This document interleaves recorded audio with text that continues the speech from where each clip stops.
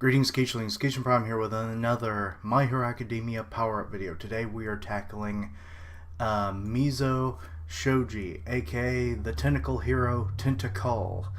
Why did he only change like a couple letters around? It made no sense to me, but whatever, it sounds okay. But anyway, moving on with the how I do these power-up videos. I do equipment, techniques, general power-up concepts, and because this is my hero, we're going to do Quark Evolution theory. To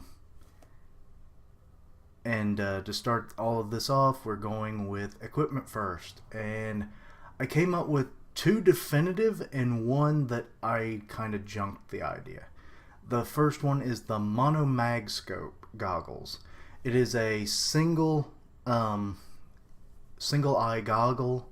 He'll have multiple pairs of this, say about 10 of them, and they have the functions of a magnifying glass and a telescopic, or they'll have like telescopic properties of like a telescope, and therefore when he like duplicates an eye, he can just slide that on the eye, and then it now has, you know, even greater vision capabilities than it did before, because with all of his duplicated limbs, they become improved versions of his normal original body parts.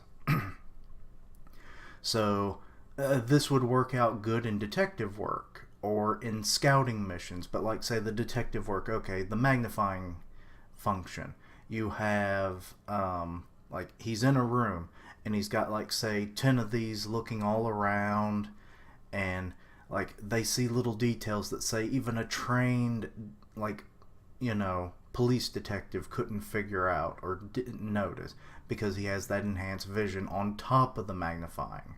So he'll like see little details, or, you know, he could scour a area just by himself, so he's more efficient in that regard as well.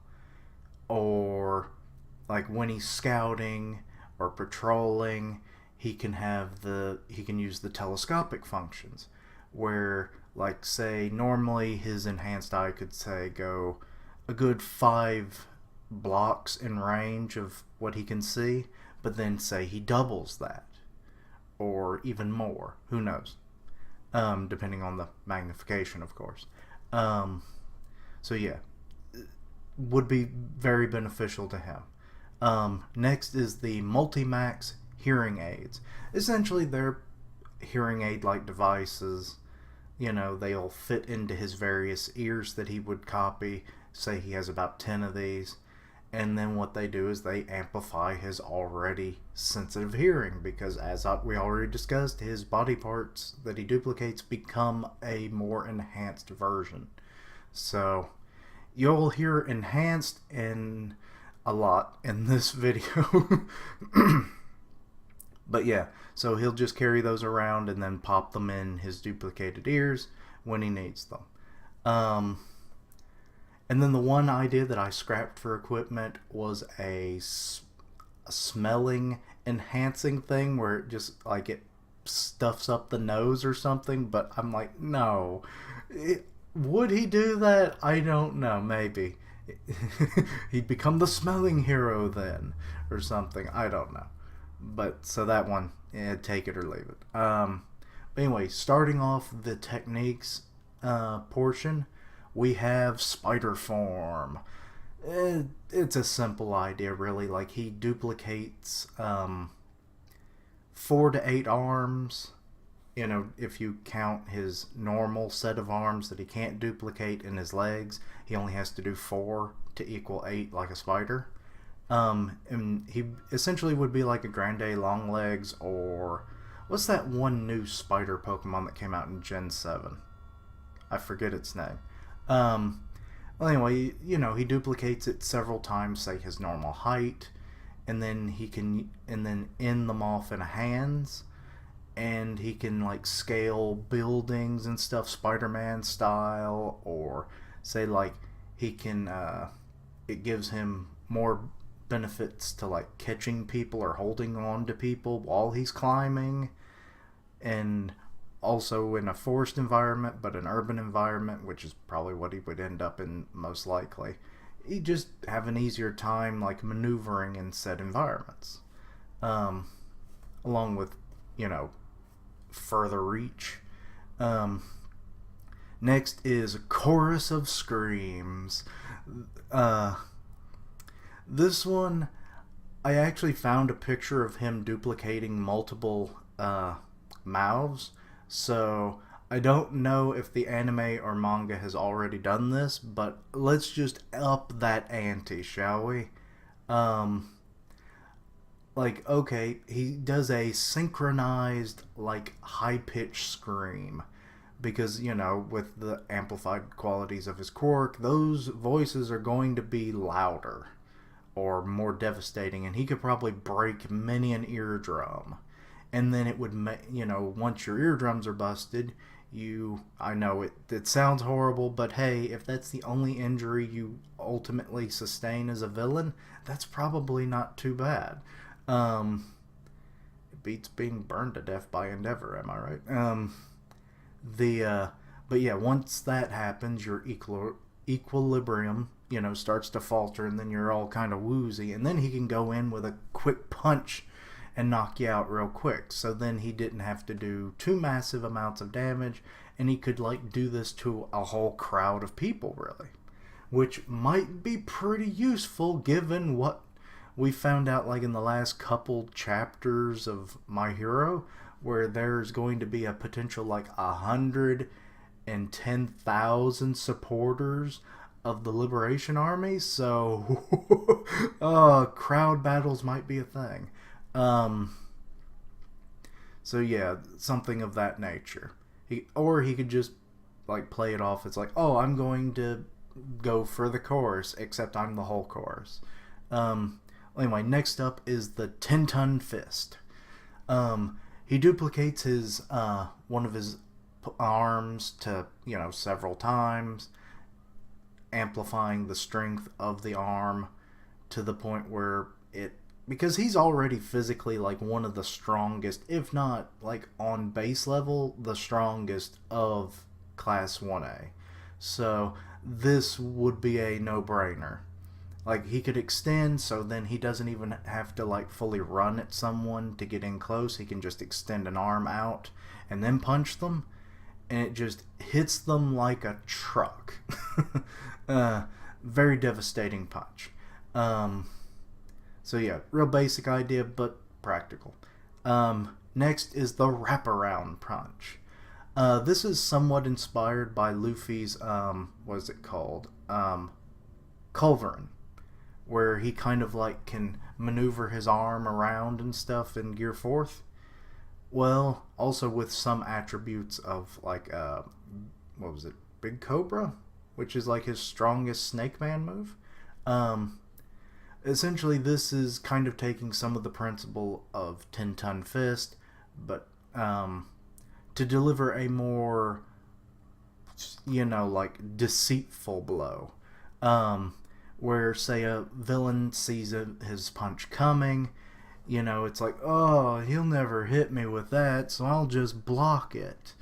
But then the true aim wasn't, say, just the side of him. He's actually slowly tilting that fist as he's going, which, as he's running at you, you're not really going to notice that. Unless you have some kind of amazing eyesight or can slow down, movement blur. So you're not going to see it, and he's definitely not going to see it when it wraps around and hits you in the back of the head.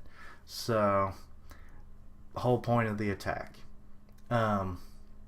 Next is a move called Shiva Palm, which is, as the name would state, inspired by the Hindu goddess Shiva, who had, I think it was 4 arms, but I've seen as many as 6 on some depictions. But I could be wrong about that.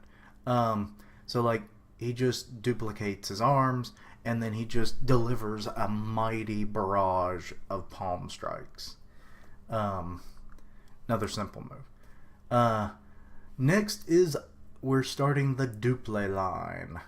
There are 3 attacks that I couldn't come up with anything better, so I just called them duple. and then whatever the attack is. All wrestling moves, actually. First is Duple Suplex, which is an enhanced suplex. Like I said, get ready for the enhanced part of the of the feature. It's an enhanced suplex where he extends his arms out a few times. He grabs one target, but he could grab as many as, a small group, because with his enhanced strength. So then he kind of bear hugs you, brings you in, and then, just bends back, knocking you into whatever surface that you're standing on. Pretty simple. Next is Duple Power Driver. Similar thing, he extends his arms out, he grabs you, he twists you. He can possibly do this with more than one target, but let's just say he does it with one target. And, he either extends another set of arms to raise him up higher. So this kind of work, and also this could work for suplex as well. Another inspiration of One Piece, where it was the Robbie Cho suplex that Robin and Chopper did, where Robin would duplicate her legs to increase Chopper's height, and then he did a suplex. Same thing with our boy Shoji here. And the pile driver works no different than that, but so then he just jumps up or raises himself up and then retracts the limbs and then slams their head down into whatever surface they may be. And then of the final Duple series is the Duple Lariat, or Clothesline as well. There's apparently some debate of what the difference of these two moves are, but we'll go with Lariat. But I will say Clothesline at some point. It's an enhanced Lariat where, he extends his arm out, and with this he could take out more than just, say, one target at a time, and he would clothesline numerous people. Well, this can also be further enhanced by the fact that, Deku, for instance, they're fighting, say, a crowd of people on a street.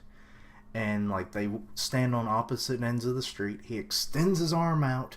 Deku grabs onto it. And then they just start running down the street, knocking out everyone as they go to them.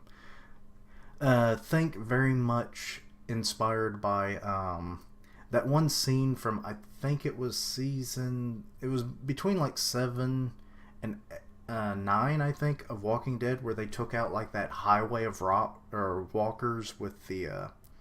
with some wire and 2 cars. So yeah, similar to that. And the final technique is lattice guard. Lattice is in the crossed fence pattern, Essentially this attack is he branches out his limbs, which we've seen him do that for hearing and such, for detecting of an area and surveilling. So easy enough done. And then from there he just kind of crosses, I hit my microphone. He crosses them over, and then he it makes a lattice looking kind of thing where he'll let me fix the mic, and he'll defend himself or people behind him, or he could just do one arm and it wouldn't be quite lattice, but he could do maybe he defends as quickly as he can, so one arm might be the only way that he can do it. And finally we have Quark Evolution, and to just draw again from the One Piece well, I'm taking inspiration from the Hana Hana no Mi, which is Robin's fruit, as already stated. That's what she can duplicate her limbs as well. But after the time skip, she could start merging those duplicates into larger variants. The Mono series of attacks. So what if Shoji could potentially do that? He duplicates, say, 10 limbs, his hands, for instance, and then he merges them into 2 giant hands. And then he can just palm thrust. That would actually probably be more closer to Shiva, because then he would have 4 hands, to her most likely depiction of 4 hands, or 4 arms anyway. So yeah, something like that. Or if he wants to say he's protecting people from falling debris or something, and he's like trying to hold it, or he's like, it's easier to hold larger objects that way, or he could use it somewhat as a defense as well, things of that. But yeah, that's about all I have for Shoji. Really, he was a tough one because I was like, okay, he can duplicate his limbs, what can I really do with this? And then just like, literally like the day before I'm recording this, I had a brain blast. I had done like the 10-ton fist in the Chorus of Screams and the spider form. That was all I had. And then just idea after idea just started streaming into my head. So yeah, otherwise this video would have been considerably shorter. Also, I was going to do like a rapid punch thing, but he kind of does that with Octo Blow, as we saw in the joint training combat session between them and or class 1A and 1B. So couldn't do that. But yeah, let me know what your thoughts on all of this was. Kind of crazy, some of them, not so good, but whatever. You know, it is what it is. They're all this way at this point. Some future videos are going to be a little lackluster because of the powers I have to work with. This one was surprising, but who knows. But yeah, let me know your thoughts on this or any ideas you've had for Shoji. And thank you for watching. Like, comment, and subscribe. If you want to follow me on my various platforms, here's where you can find me. And yeah, like, comment, and subscribe. And I'm messing this up now.